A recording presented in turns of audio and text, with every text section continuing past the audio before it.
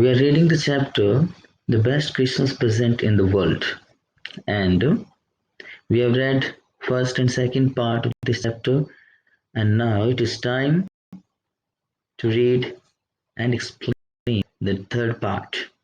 So, before reading the third part, let us revise what we had read there in first and second. In first part, we knew about the writer who had got a roll top desk, and what he got in that desk? It was a letter, a tin box in which a letter was. The writer was hesitant, and still his curiosity overpowered his hesitation, and he opened that letter. Okay, and in second part, the letter was there, and what was there in that letter? That we are told that Jim McPherson, he was a leader of the troop. He was from British Army, and we also knew about Hans Wolff, another character. He was from German army, and he was an officer there in that German army. And what we read there in the second part, that both of the enemies, German and the British as well, both of them, they did not want to fight. They wanted peace. Okay, and we also came to know that they played a very enjoyable football match. Okay, and now we will read the lines from the last of this letter. These lines are from the second part. Okay, so how he concluded that letter, and that letter was addressed to Connie McPherson, his wife. So, dearest Connie, by Christmas time next year, this war will be nothing but a distant and terrible memory. Okay, I know from all that happened today how much both armies long for peace. We shall be together again soon, I'm sure of it. So what he said to his wife that first of okay, it was a promise to his wife that the next year by that time he will be there with his wife. The war would be over, so it was his hope. And what he said that the war would be nothing, but after 1 year passed, okay, the war would be nothing but a distant means far off, okay, and a terrible memory, because wars are always terrible. Okay, so those that war 1914, it was World War First, and what he was saying that it will cast only a terrible memory in the minds of all those soldiers. I know from all that happened today, and what happened today, what happened? Yes, we all know both those armies, German and British, both of them, both of the armies played with a friendly match. The writer knew. I know Jim McPherson knew that by what happened today. Okay, or that day what happened. He knew that both those are long for. Long for means desired for. Okay, he knew that no one wants war. Even soldiers did not want war. We shall be together again soon. So that was the promise that he made to his wife, and his wife would remember that promise until she lived. Okay, I'm sure of it. And let me tell you about Macpherson, that he will die in the same battle. He will not go to his, not be able to go to his wife. Okay, so he ends the letter, loving Jim. Okay, it was Jim McPherson. So it was the letter only in the second part, and in the third part, what he, I folded the letter again and slipped it carefully back into the envelope. And where he get this letter from? He got that letter from that tin box. Okay, in one of the hidden drawers. Okay, so he slip it or put it. So means he put it carefully back into the envelope. I kept awake all night. He could not be able to sleep at that night. He was not able to sleep that night. Why? Because he was really moved by what happened that night. Okay, by the memory of the war, and even he could not sleep because he knew that that Macpherson's wife, Connie Macpherson's, would be missing the uh, terribly. That's why. So he could not sleep. Okay, he kept awake. He could not sleep all that night. By morning, I knew what I had to do, and what he had to do, he had to give that letter to its owner, to its real owner, and that real owner is Connie Macpherson.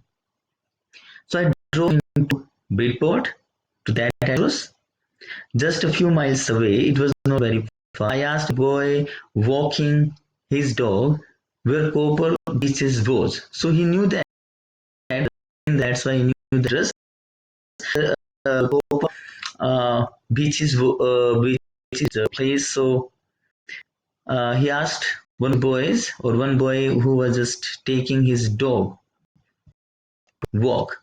So house number 12, it was complete address, turned out to be nothing but a burnt out shell. House was nothing but a burnt out shell it was looking. So we knew that the roll top box, it was burnt. Okay, and also it was damaged because of fire as well as water. So we can guess that the house was burnt. So he reached the house. He saw that it only burnt thing. The roof gaping. Roof gaping. Gaping means open. It means in the roof now some gap was there. Okay, roof was opened. The windows boarded up, and boarded here it is written. Boarded up means covered with wooden boards. Okay, there were boards on the windows. I knocked at house next door and asked if anyone knew the whereabouts of Mrs. Macpherson. Okay, so he knocked the neighbor's house. Okay, and he asked the whereabouts of Mrs. Macpherson. He asked from the neighbor where he could find Mrs. Macpherson. Oh yes, said the old man. Old man, the owner of the neighboring house. The old man said that he knew where Mrs. Macpherson would live. In the sleepers, he was wearing slippers. He knew her well. A lovely old lady, he told me, a bit muddle-headed, but at her age she was entitled to, wasn't she? So what the old man told to the narrator, to Michael, the old man told about Connie Macpherson, that she was an old lady. She was lovely, old lady, and somewhat of muddle-headed, somewhat confused. And he also told that the age he was in, at the age she was in, she was a 101-year-old lady. Okay, that's why in that age, everyone is entitled to be muddle-headed. It is a general fact that as we grow old, we cannot have that control over our mind. So 101 years old she was when the house caught fire. She was in that house. No one really knew how the fire had started, but it could well have been candles. So reason of that fire no one knew, but gas is there of fire. It should have been by the candles. The old man told. She used candles rather than electricity. So she used candles and she did not use electricity. Okay? Because she always thought electricity was too expensive. So why did she use electricity? Because she thought electricity is expensive using the candle. The fireman had got her out just in time. The fireman got her just time there, got out of the house. Okay, she was in a nursing home now, and from her house where she was taken to a nursing home. Okay, run by government it was.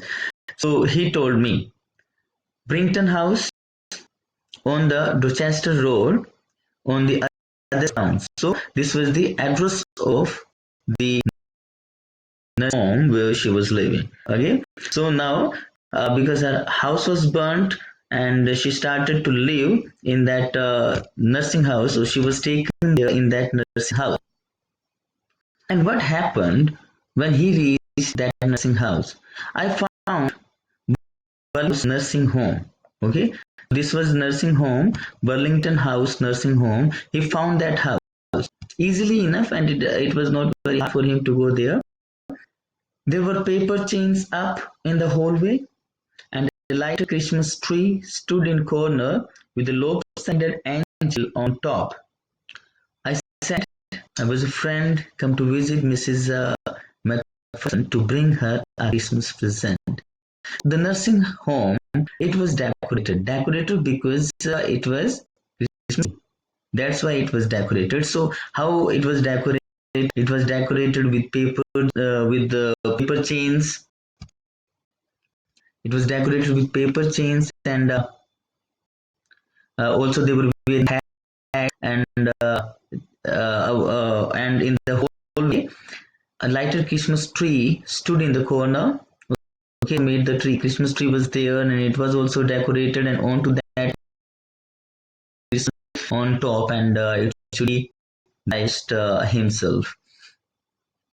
So said it was a friend that he was a friend come to visit Mrs. Macpherson to bring her a Christmas present, that he want to give a Christmas present to Mrs. Macpherson. I could see into the dining room, everyone was wearing a paper hat and singing because they were enjoying that festival. Okay, they were enjoying that festival. They were decorating. They were merrymaking. So everyone, when he saw that room, so he saw all those who they in the house. They were wearing a paper hat. Okay, so this is how they were enjoying. Matron, the owner of that home, that nursing home, too, she was wearing a hat. She had a hat on. It means she was wearing a hat too. Seemed happy enough to see me. She was happy. Why she was happy? Because she now knew that someone has ultimately come meet Macpherson. Because for a long time no one came to meet Macpherson. That's why the matron was happy. So she even offered me a eatable mince pie. Okay, also she means the matron. The matron also offered the mince pie eatable. She walked me along the corridor. Now they were moving towards towards where Mrs. Macpherson was. So they moved along the corridor. Now she told about Macpherson. Mrs. Macpherson is not in with the others. It means she was not enjoying Christmas with others. She told me. Rather confused. And why was she not in Christmas with others? Because she was confused. That so we thought. So the matron and the others thought that it would be best if she had a good rest. Okay, so why is the lady, or why was Miss Macpherson there alone? Because she was not good that day, and that's why the rest of the house, they just kept him in rest. Okay? She has no family, okay, because it only, and who died in that war. No one visits, and no visit come to see Mrs. Macpherson. So I'm sure she will be only too pleased. She will be to see you, to see the narrator. Who said? The matron said that Mrs. Macpherson will be happy to see the narrator. She took me into the conservatory. Conservatory is a type of room in which plants and some decorative items are there. Okay, with white chairs, five chairs of thin sticks. Okay, these are wicker chairs, and plants all and left me, and the matron went away. The matron from there, she left the narrator there, and she went away from there. Okay, now both of them are here. The and Mrs. Macpherson. The old lady was sitting. The old lady, Connie Macpherson. So Mrs. Macpherson was sitting in the wheelchair, her hand in her lap. She was having her hand on her lap. She had silver white hair. She was years old, so she was having silver white hair. Burn. Uh, so she had bun at the back of her head, and it was wispy, fragile hair, soft hair. She was having a button at the back of her head. She was out, gazing, staring at something. So she gazed out and she was looking at the garden. Hello, I said. The narrator addressed her. She turned and looked up at me wickedly, without any emotion. We got to well that day, and now she didn't have any emotion. Happy Christmas, Connie. Okay, so the narrator said, or wished her Christmas. I went on. The narrator to this. He just gave the tip. I think it's yes. Okay, so the narrator reached Connie, and the narrator also offered to Miss Miss first. So as I was speaking, her eyes never left my face. Initially, she was looking at the garden. Now she was staring at the narrator. So when the narrator was speaking, she was staring at the narrator's. I opened the box and gave it to her, and the narrator gave the letter. The letter. He opened the tin box, gave the. That was the moment her eyes lit up, bright up. Her eyes became bright and excited. Why hasn't excitement? Because she was happy to find that letter, and now she's excited as well. So, her with recognition, recognized something, and her face became suffused a sudden glow of happiness. Okay, she became excited, she became happy to look to the narrator letter. I explained about the desk, and he told what happened to that desk and how brought that desk, everything. So I explained about how I had it, how I found that desk, but I do not think she was that she was not listening to the narrated all. Okay, for a while, for some time, she said nothing.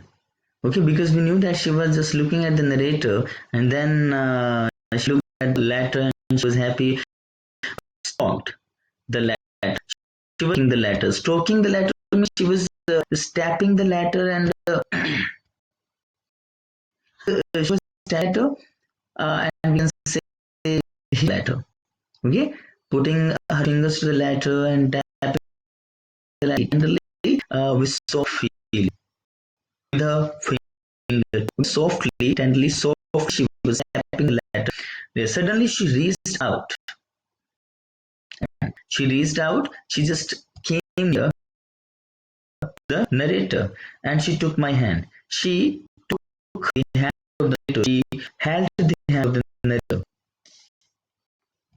Her eyes were filled with tears to become emotional. Okay, now her eyes with tears. She started to weep. You told me you would home by Christmas, dearest. You remember it? It was Mrs. Macpherson's husband who promised her that he would be back on Christmas Day. You told me by Christmas. Now, what we can find here that she understood the identity of the narrator, and the narrator was her husband. Okay, he was talking to the narrator as if he was her husband. So he told me that she thought that her husband have come or had there. It's a day. She said, and you are. He was the best Christmas in the world. That's why this was the best Christmas present in the world, because she thought that her husband told him and he came the same day. Jim, dear, sit down. So she thought her name would be Jim Macpherson. I sat down. The narrator sat down beside the sofa, and my cheek, kiss cheek. I write letters so often, many times the letter every day. I wanted to hear your voice in my head. She wanted to hear the voice of husband in her head. It always feel you were with me. Whenever she read the feel as if her husband was with her, and now you are. And now she thought that husband come. Now you are back and you can read it to me. Read that to now she requested him to read the letter to her. Would you do that for me? And she asked, or she requested him to read it. Here, I just want to hear your voice again. She wanted to hear the voice of Jane, writer that she thought that he was. I would love that so much. She would love to hear the voice of Jim again.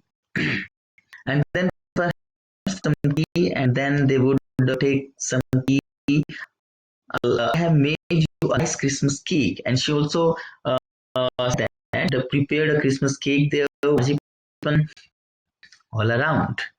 I know how much you love much, and she also knew that husband would love much. It was by Michael Morpurgo, okay, and the emotional story, and I think our reader, your vocabulary is increased, okay.